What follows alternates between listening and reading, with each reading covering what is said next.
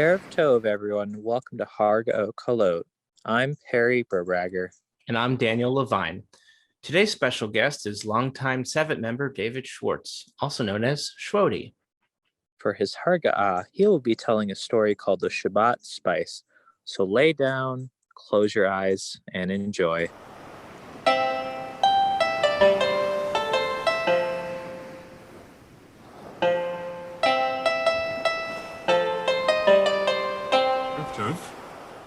It's a pleasure to be here with you this evening. I will start my harga'ah when everybody is lying down with their heads on their pillows and the lights are out. Once upon a time, there was a king in Poland named King Stanislaw. And Stanislaw spent his time cooped up in his palace, but he wanted to know what the people in his kingdom were like. So one day he disguised himself as a regular peasant and left the palace and went out into his kingdom, put one of his advisors in charge. And he went to the forests and the big cities, and he talked to rich people and he talked to poor people, and he saw how the people of his kingdom treated strangers. As he traveled, he was at the mercy of the people in his kingdom to provide food for him. And one Friday afternoon, he was in a small village and he was getting hungry. He didn't know where he was going to find dinner. And as he passed a certain house, he noticed a wonderful aroma coming from the door. So he went and he knocked on the door. Yes. Excuse me, my name is Stanislaw, and I'm passing through the area, and I was wondering if I could join you for dinner. Absolutely, please come in. My name is Shmuel. This is my wife Shana. We have some other people who have joined us for dinner. We'd love to have you come in. So Stanislaw came in. And when Stanislaw came in, he saw that the table had candles on it, which he thought was unusual, but perhaps they were having a fancy dinner. So fine. And then everybody stood around the table and they all had a glass of wine, which, makes sense. Sometimes people start their dinners with wine. But before they drank the wine, they sang the song, which definitely wasn't in Polish. So then he waited until they were done, and then he drank the wine with them.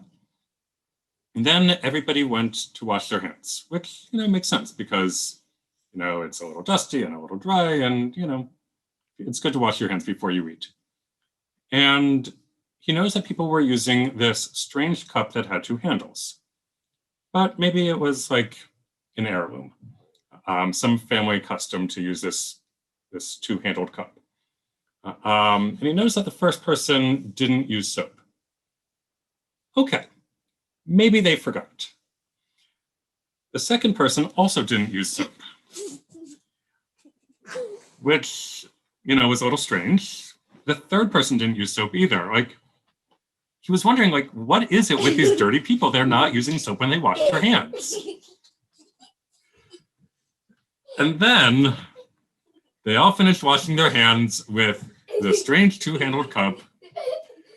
And they went back to the table, and Stanislaw tried to make conversation with the person next to him. But the person ignored him. All right, fine. They were in a bad mood. So he talked to the other person on the other side of him, and they wouldn't say anything to him either. What kind of rude people were these?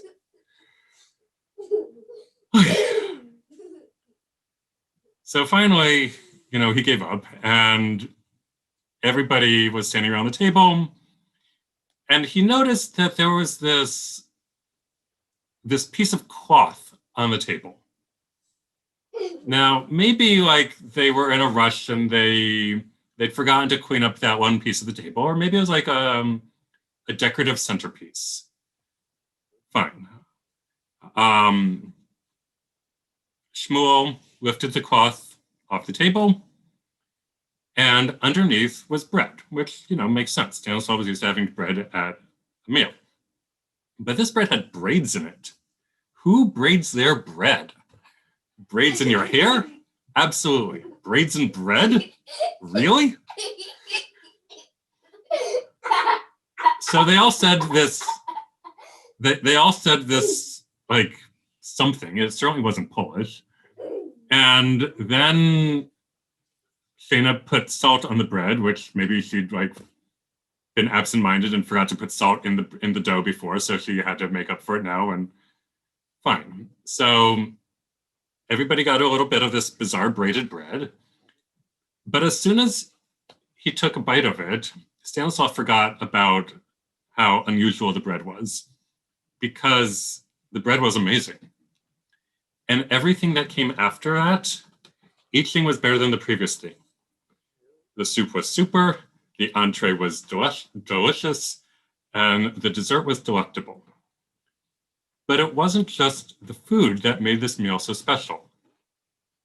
People were talking once, they started eating, and they were laughing and telling stories, and it just felt very peaceful. And even the singing, as unintelligible as it was afterwards, sounded very, very comfortable. This was the best meal that Stanislaw had ever had, and he was the king of Poland. He was used to good meals, but this was something else. After the meal was over and all the guests left, Stanislaw said to Shmuel, "Thank you for your hospitality. I have to admit, I wasn't totally honest with you. My name is Stanislaw, and I was passing through the area, but I happen to also be the king of our kingdom, the king of Poland. And I have never had such a wonderful meal before. Would you be willing to give me the recipes?" "Sure.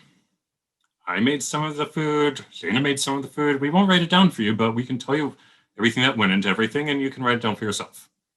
So they told him everything that went into each of the dishes. Stanislaw couldn't wait to replicate this at the palace. So he hurried back as soon as he could to Warsaw, and he summoned the royal chef. "Royal chef." "Yes, Your Majesty?" "For this meal, you can have it by." That's a lot of ingredients, and we have most of them, but we don't have all of them. I think I can have this for you by Wednesday." "Great." So Stanislaw invited all of his friends to come for a scrumptious banquet on Wednesday.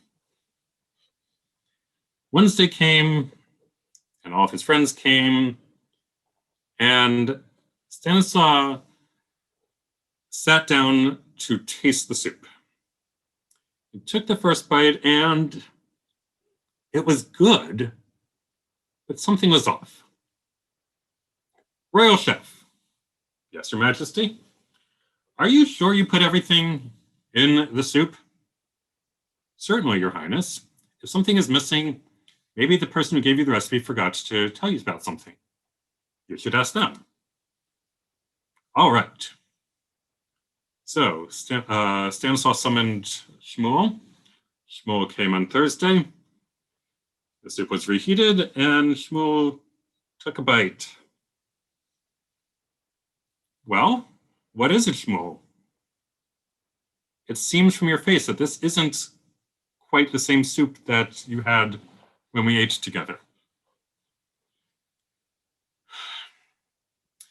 "Your Majesty, you are correct. This soup is missing the Shabbat spice." "The Shabbat spice? Where can I buy that?" "I'll get it immediately." "Your Highness, the Shabbat spice is not something that you can buy. Think back to that meal that we had together. What do you remember about it?" "Well, the food was really good, but it was also really relaxing, and peaceful. And people were laughing and they were telling stories and they were enjoying being with each other. It had a different atmosphere. Your Highness, that atmosphere is what we call the Shabbat spice. Any meal that's eaten not in that atmosphere will not have that spice to it, will not have that extra touch. And only when you decide to separate that time on Friday night or on Saturday and say it's going to be different from the rest of the week, only then can the Shabbat spice be added to your meal. Stanislaw understood. So he invited Shmuel and Shana and anybody else that they knew who wanted a place to be for a Friday night dinner to come to the palace the next night on Friday night, and they would have a Shabbat dinner that Shmuel and Shana would lead in a way that would be different from the rest of the week.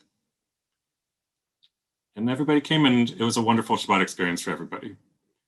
And so my blessing for all of us, as we look forward to this Shabbat and many more Shabbats to come, is that we find whatever way we can to make Shabbat different so that we too can have the Shabbat spice in our meals and our experiences. Laila Tov. Toda Rabah, David. Laila Tov, everyone.